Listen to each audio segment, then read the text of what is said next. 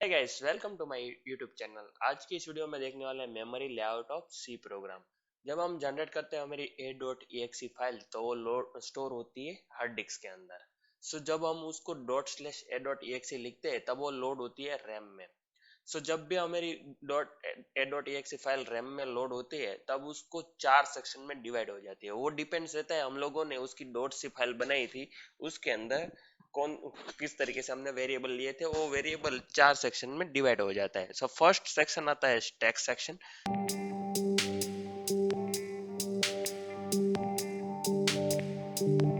Stack section exactly क्या रहता है? स्टैक सेक्शन में आता है लोकल वेरिएबल, जो हम लोग फंक्शन के अंदर वेरिएबल इनिशियलाइज करते हैं, डिक्लेयर करते हैं। वो सब आ जाता है लोकल वेरिएबल। उसके बाद आता है ऑटो वेरिएबल। उसके बाद आता है फंक्शन रिटर्न एड्रेस।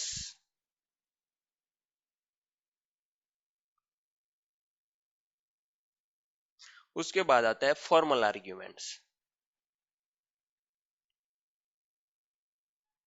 ये सारी चीज स्टैक सेक्शन के अंदर स्टोर होती है। स्टैक सेक्शन फॉलो करता है last in first out LIFO format. And stack section और हीप सेक्शन वो दोनों ओपोज करते हैं, वो दोनों ऑपोजिट डायरेक्शन में ग्रो होते हैं। स्टैक सेक्शन के अंदर आता है लोकल वेरिएबल जो हम लोग फंक्शन के अंदर लेते हैं, जो ऑटो वेरिएबल रहते हैं। फंक्शन का रिटर्न एड्रेस रहता है वो स्टोर होता है स्टैक सेक्शन के अंदर। एंड हमारी जो फॉर्मल आर्ग्यूमेंट्स है वो सारी स्टैक सेक्शन के अंदर स्टोर होती है।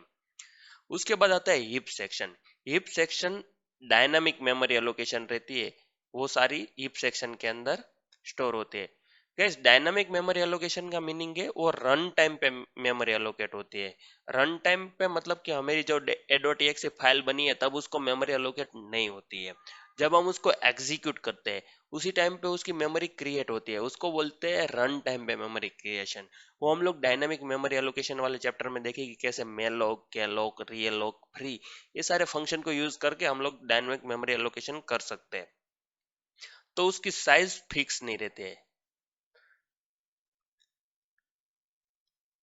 क्योंकि वो रन टाइम पे मेमोरी एलोकेट होती है, उसकी साइज फिक्स नहीं रहती है। उसके बाद आता है डेटा सेक्शन। डेटा सेक्शन को हम लोगों ने दो पार्ट में डिवाइड किया है। First is the uninitialized data and next one is the initialized data.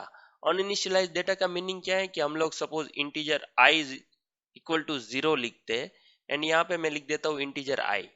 Guys, integer I is equal to 0 है, उसको बोलते हैं हम इनिशियलाइज्ड डेटा।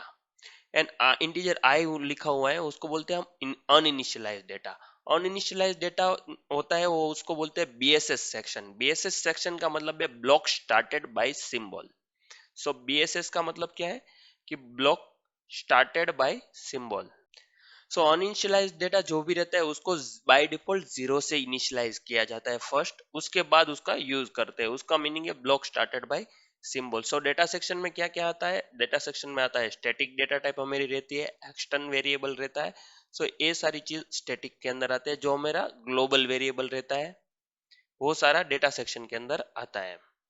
डेटा सेक्शन की साइज डिपेंड्स रहती है हमारा कितना बड़ा प्रोग्राम है उसके ऊपर। एंड डेटा सेक्शन के अंदर आता है static, action and global variable. उसके बाद आता है कोड सेक्शन। कोड सेक्शन को हम लोग टेक्स्ट सेक्शन भी बोलते हैं। उसके अंदर आता है ऑपरेशनल कोड जो रहते हैं, हमारी रीड ओनली फाइल रहती है, वो सारी चीज इसके अंदर आती है कोड सेक्शन के अंदर। ऑपरेशनल कोड को हम लोग ऑप कोड्स भी बोलते हैं। गैस, इसी तरीके से हमारा पूरा प्रोग्राम जो भी एग्जीक्यूटेबल फाइल रहती है वो stack section, heap section, data section and code section के अंदर डिवाइड हो जाती है। तो आप जब भी आपका प्रोग्राम लिखते हो तब आपको पता होना चाहिए कि मैं लोकल वेरिएबल यूज कर रहा हूँ तो कौन से सेक्शन में स्टोर हो रहा है। मैं मैं रन टाइम पे मेमोरी एलोकेट कर रहा हूँ तो कौन सा सेक्शन में एलोकेट हो रही है। जब मैं डेटा सेक्शन यूज कर रहा हूँ तब कौन से उसमें हो रही है एंड कोड सेक्शन कब हो रही है। तो हमारा स्टैक कब ओवरफ्लो हो सकता है, वो सारी चीज आपको पता होनी चाहिए। गाइस, इसी तरीके से हमारा मेमोरी लेआउट 4 सेक्शन में डिवाइड हो जाता है। अगर आपको ये वीडियो पसंद आया तो do not forget to like share and subscribe.